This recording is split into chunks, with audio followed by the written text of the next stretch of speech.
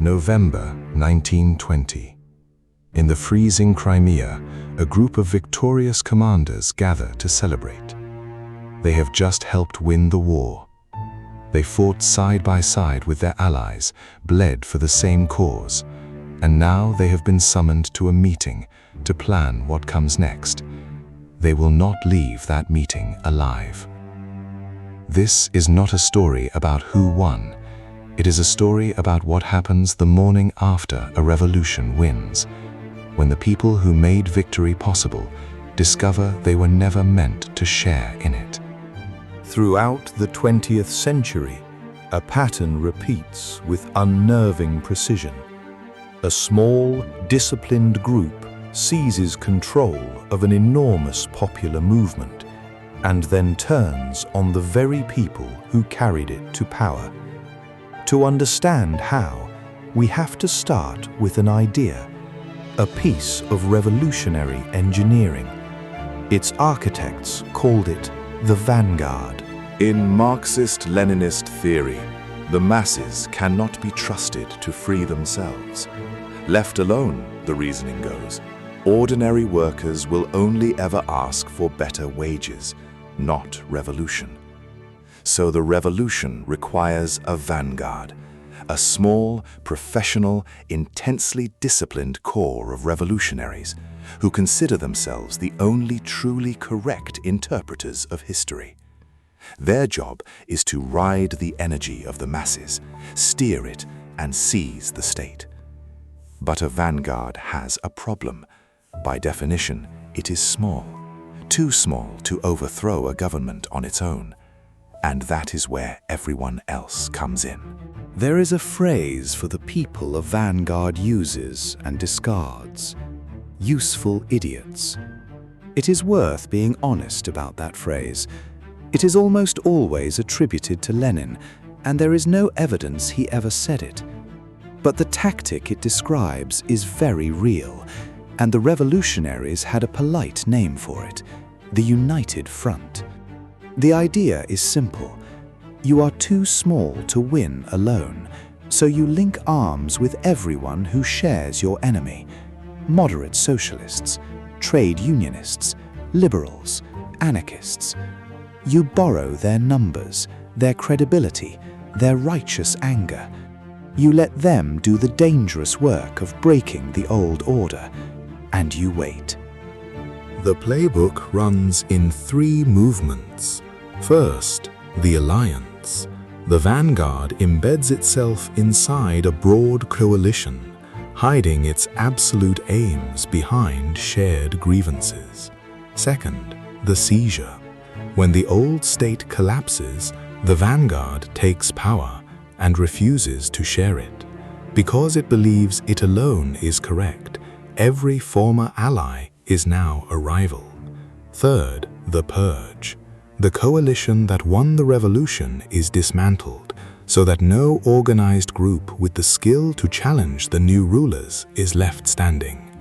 It sounds theoretical. It was not. Let us watch it happen 3 times. Russia, 1917. 3 centuries of monarchy collapse under the weight of the First World War. Into the chaos pour dozens of revolutionary factions. Lenin's Bolsheviks are only one of them, and not even the largest.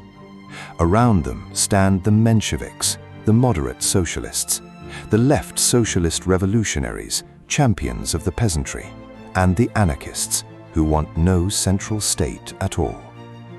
Together, they topple the old world. For a brief moment, they are comrades. The black flag flies beside the red. The moment does not last. Once the old regime is gone and the civil war turns in their favor, the Bolsheviks move. The Mensheviks and socialist revolutionaries are outlawed. Their leaders are arrested. The anarchists learn the lesson most brutally. In Ukraine, the anarchist Black Army, led by Nestor Makhno, had fought alongside the Red Army to crush the common enemy. And in November 1920, the moment that enemy was beaten, the Bolsheviks struck.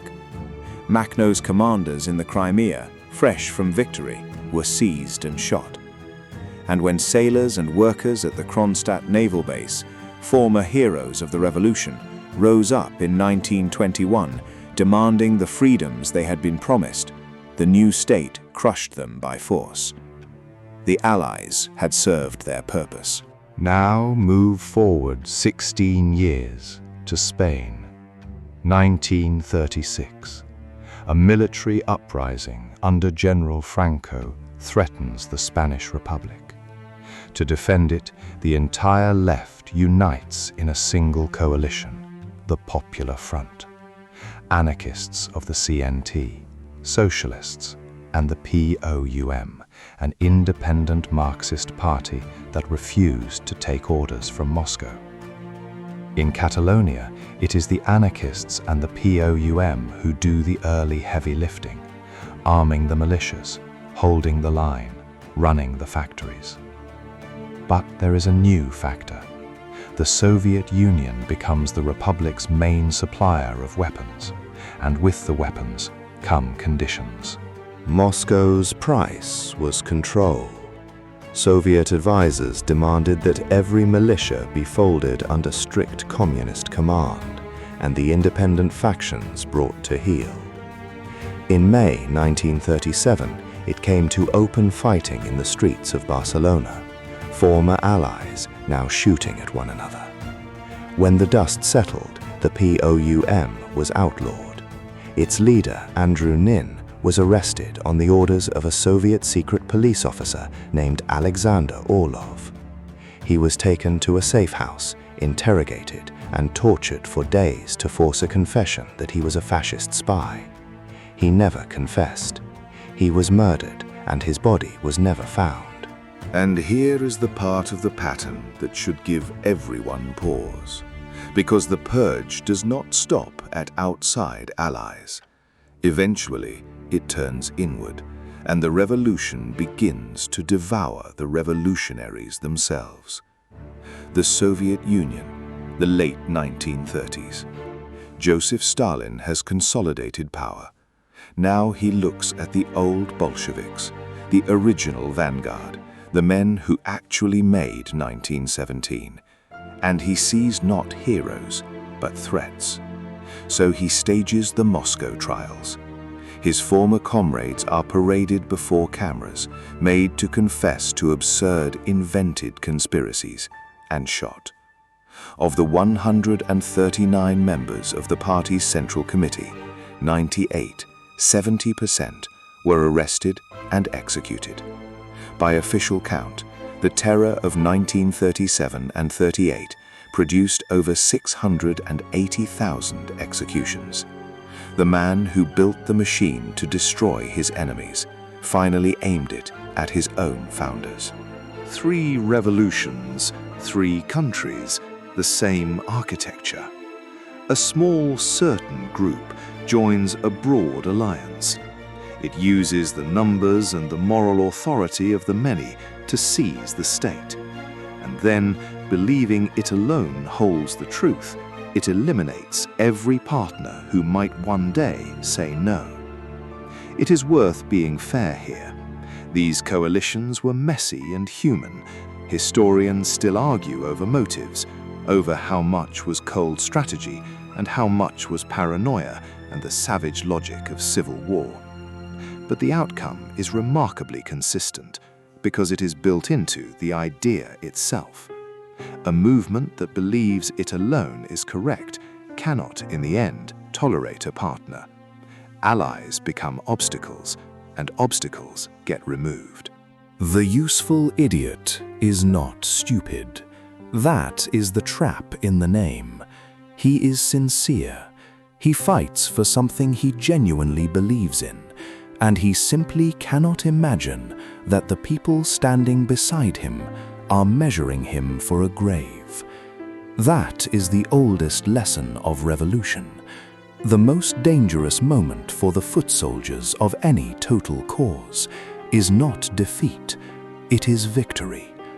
Remember the pattern, the alliance, the seizure, the purge, because once you can see it, you start to notice how often, across history, the same three movements begin to play again.